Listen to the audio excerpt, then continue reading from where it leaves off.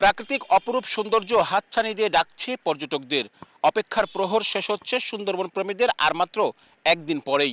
আগামী 1 সেপ্টেম্বর থেকে সুন্দরবন উন্মুক্ত করে দেওয়া হচ্ছে পর্যটকদের জন্য এবং জেলেদের জন্য। আমার পেছনে যে সারি সারি জাহাজগুলো দেখা যাচ্ছে, এগুলো সব প্রস্তুত করা হচ্ছে নতুন করে সুন্দরবনে যাওয়ার জন্য। এরই মধ্যে প্রস্তুতি তারা সম্পন্ন করে ফেলেছেন। সবগুলো জাহাজই সেপ্টেম্বরের 1 তারিখ থেকে পর্যায়ক্রমে সুন্দরবনে যাবে।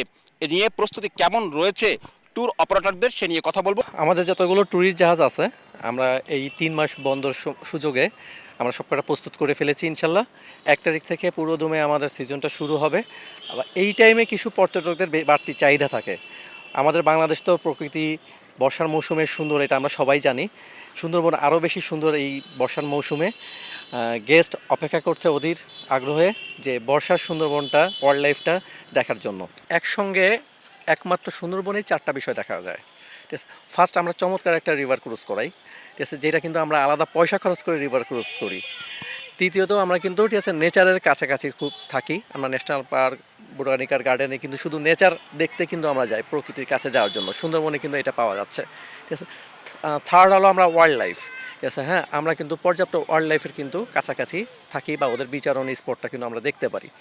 এবং আমরা চতুর্থ যে জিনিসটা আমাদের সবার আকর্ষণীয়, সমুদ্র সৈকত। ঠিক আছে, আমরা সুন্দরবনে কিন্তু প্রত্যেকটা ট্যুরে সমুদ্র সৈকত ভ্রমণ করাই এবং চমৎকার সমুদ্র সৈকত। তো এই 4টা বিষয়ের বাইরেও যারা লাইফস্টাইল পছন্দ করেন, এখানে জেলে, মৌয়ালি, বাওয়ালি, জেলেদের কমন দেখা যায়, মৌয়ালি বাওয়ালি সিজনাল। ঠিক আছে, এই লাইফস্টাইল কিন্তু আমরা উপভোগ করাই, যেটা ফরেনাররা খুব পছন্দ করে।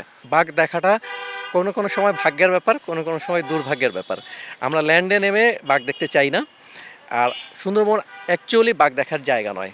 হ্যাঁ, এটা বাঘ যে এইরকম একটা পরিবেশে এখনও টিকে আছে, আমাদের গর্ব। এই পরিবেশটাই আমাদের উপভোগ্য বিষয়।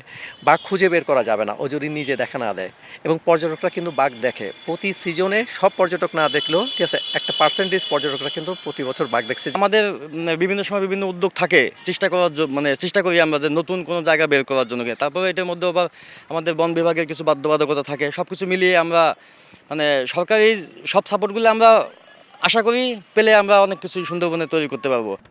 সুন্দরবনে ভ্রমণের জন্য বেশ কয়েকটি স্থান নির্ধারিত আছে বন বিভাগের পক্ষ থেকে। এর মধ্যে উল্লেখযোগ্য হলো করমজল, হারবাড়িয়া, দুবলা, কটকা, কচিখালী, নীলকমল, কালাবগি, শেখের টেক। এসব স্থানের কোথাও দেখা মেলে হরিণের ঝাঁক, কোথাও দেখা যায় নানা বন্যপ্রাণী, কোথাও আবার পাখির কিচিরমিচির। ভাগ্য ভালো হলে দেখা মিলতে পারে রয়্যাল বেঙ্গল টাইগারেরও। সুন্দরবন ভ্রমণের রোমাঞ্চকর অপেক্ষায় রয়েছেন পর্যটকরা। শুনে আসি পর্যটকদের কথাও। ওখানে প্রকৃতির সাথে একটা সম্পর্ক তো আছেই। তারপরে ওখানে মাঝে মধ্যে আপনার বাঘ দেখা যায়, বাঘের উপর একটা আকর্ষণ থাকে, স্বাভাবিক, আমাদের সবারই থাকে এটা। তো সব কিছু মিলিয়ে চিন্তা করতেছি এবার একটা উদ্যোগ নিব যে দেখা যাক বাঘের দেখা পাই কিনা। আমি আগে কয়েকবার পাইনি, আমার ফ্রেন্ডরা পেয়েছে। বৃষ্টির সাথে সবকিছু দিয়ে, প্রাকৃতিক সৌন্দর্য দিয়ে সুন্দরবনের যে পরিবেশ, এটা বারবার আসলে যেতে ইচ্ছা করে। এই কারণেই সুন্দরবনের প্রতি এই মনের টানের কারণেই বারবার যাওয়া। সুন্দরবনের প্রবেশদ্বার বলা হয় খুলনাকে। রাজধানী বা দেশের যে কোনো প্রান্ত থেকে খুলনায় এসে এসব জাহাজে করেই নদী পথে যেতে হবে সুন্দরবনে। প্রাকৃতিক অপরূপ সৌন্দর্য যে হাতছানি দিয়ে ডাকছে পর্যটকদের, সেখানে আপনাদের আরেকবার আমন্ত্রণ জানাচ্ছি। আব্দুল্লাহ আল মামুন রুবেল, সময় সংবাদ, খুলনা।